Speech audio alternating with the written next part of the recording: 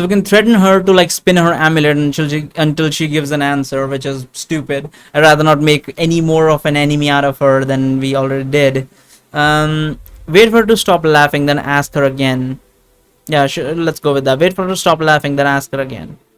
I wait for Arka to stop laughing by herself. Then, when her laughter finally dies out, I repeat my question. So now that you're done laughing, I say, are you planning to tell us what the Magium is or not?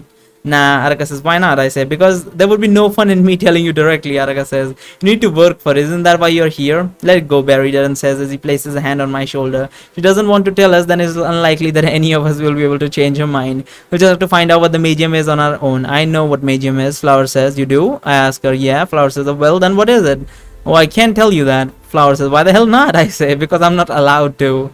Flower says simply, not allowed by whom? I ask her, the kings? Are the kings of Varathia prohibiting you from revealing the true nature of the Magium to the tournament contestants? I can't answer that question. Flower says looking a bit uncomfortable. But why? I say. What will happen if you tell us about the Magium?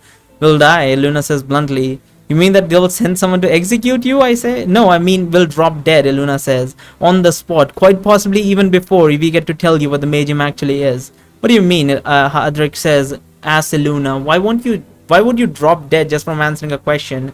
She says that they're under an enchanter's oath, Darren says. They've probably been made to vow that they won't reveal the nature of the Magium to anyone else, either by the kings or by someone else. They're likely risking death even with that little they're already telling us. You should stop questioning them about this before Flower accidentally lets slip too much information, kills them both by accident. Damn it, Hadric said. I thought that we were actually onto something for a second there.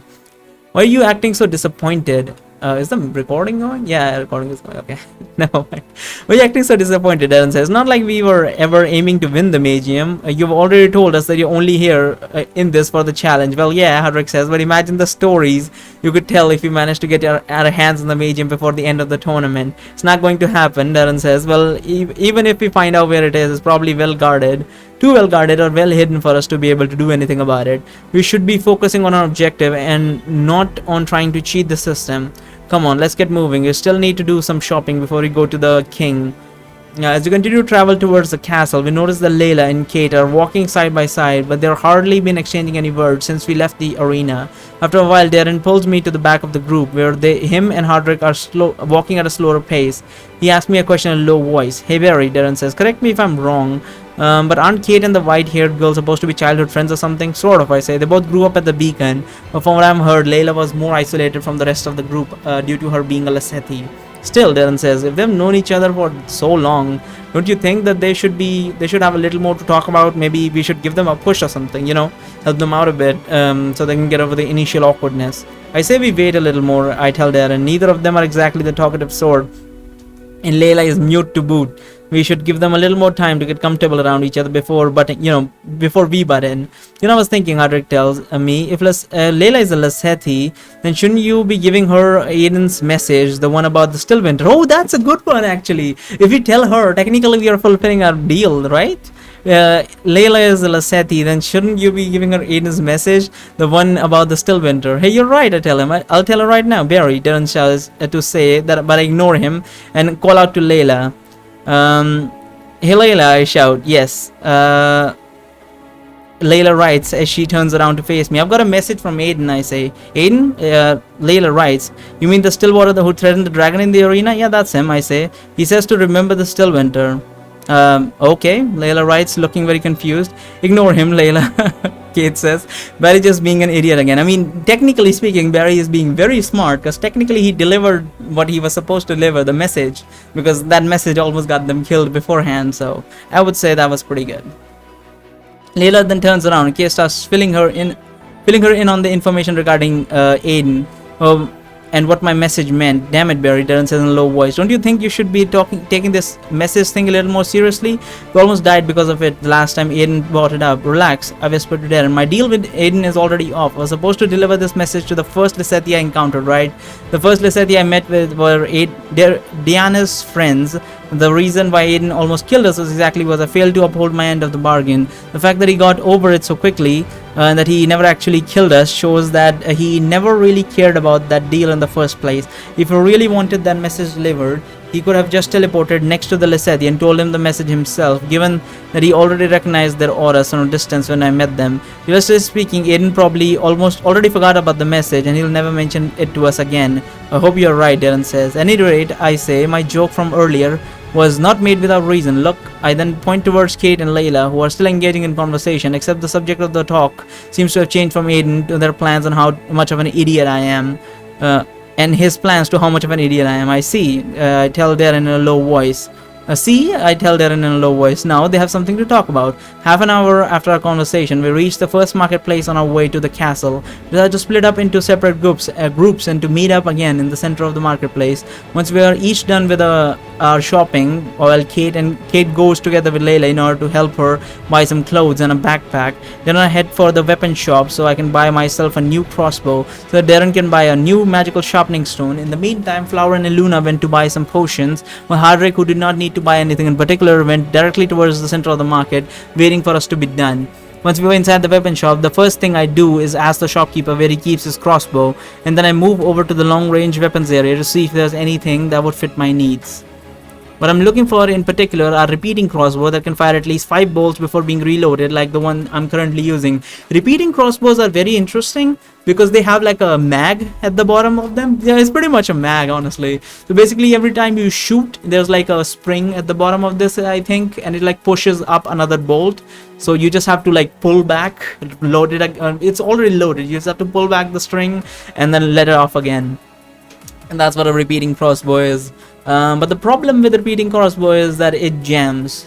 I've heard that one of the reasons why they didn't get that popular is because they jam all the goddamn time. It technically is made out of wood, you know, so it just gets jammed all the damn time. It goes sideways or whatever, the bolt, and it's just jammed, so it's preferable not to use it.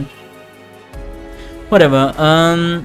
Two of the crossbows on display catch my eye. They're both much better than the one I've got, but one of them is a lot more expensive than the other. I could buy either of them with the money I have. If I bought the expensive one, I'd have to be very careful with my budget in the future. I likely would not afford to make any purchase. More expensive purchases for the duration of my stay here in Varathia. Advantage of the expensive one is that it can shoot. I can use it to shoot 7 bolts before reloading. It also has better power, range, and accuracy. Cheaper version is still better than the crossbow I have in every way, but it's not really comparable to the expensive one. It can only fire 6 bolts before reloading. I look around the ranged weapon section one more time to see if there aren't any other repeating crossbow that might interest me. Most of them are either not worth their price or worse than the ones I already have. I guess I'm going to have to make a choice between the two crossbows I was looking at earlier. I'm guessing if I had picked up the gems and stuff my pocket, I feel like I did that though, but if I did stuff my pockets with gems, I think this choice would have been slightly altered, where both of them would have been affordable to me, but whatever. Buy the expensive one, obviously, it's more fun that way. Buy the expensive crossbow. Living on the edge. Is it going to be that dangerous, living on the edge? Seriously? I decided to buy the more expensive crossbow. I don't have any other range attack, so I thought I shouldn't be thinking much about saving money here. Quality is much more important. Once we're done buying what we need, I put my new crossbow inside my backpack, and Darren and I exit the shop, heading directly for the middle of the market. As we walk, I suddenly remember that there was something else I needed to buy while I was still in town. So I tell Darren to go ahead and I go to enter the potion shop. Barry? Flower asks as she sees me enter the building. Didn't you go to buy some weapon? Yeah, I say, but I remember that I also have something to buy from here. What are you buying? Flower says, an anti-poison elixir. I say, a little embarrassed. Flower's eyes turn blue. Luna just stares at me a few seconds without saying anything. Remember that to also get an anti-disease elixir while you're at it, Luna says. Finally, they're more expensive than anti-poison ones. They only work for certain easily curable illnesses, but still, it would be...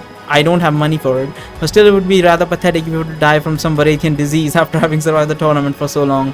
I pay the shopkeeper 10 copper pieces for the anti-poison elixir and the silver coin for the anti-disease elixir. Then I drink them both while I'm still inside the shop. Luna does the same to all the potions she bought, and then we both exit the building. I mean, it's kind of convenient, isn't it? I mean, think about it. An anti-potion elixir, an anti-disease elixir. Like, that is insanity, because like it cures every disease and it cures every poison. You don't know any idea how many diseases and how many poisons there are. They have to have a very specific antidote for each of them and a separate treatment for all of them. And you can just do it with like a wonder drug, basically. A wonder drug this is. And then I drink them both while I'm still inside the shop. Does the same for all the potions she bought, and then we both exit the building, headed towards the middle of the marketplace, where Hardrick and Darren were waiting for us. As we approached them, I noticed the two of them are in the middle of a rather heated debate about who would be the winner in a duel between Azarius, the Sage of the West, and Talmac, the Sage of the North. Listen, Hadrick tells Darren, as we get closer, I know the Azaria can cast a lot of spells, that's not the point. What I'm saying is that in terms of raw power, Talmac is way above the Sage of the West. Because he's an earth elementalist, but uses a bunch of spell when he's just going to crush you between two huge layers of rock. Hadrick, Darren says, I get that you're trying to take Talmac's side because he's a dwarf, but that's just not how things work in a magic duel. You can't win a fight through raw power alone. You need to have some versatility as a generalist.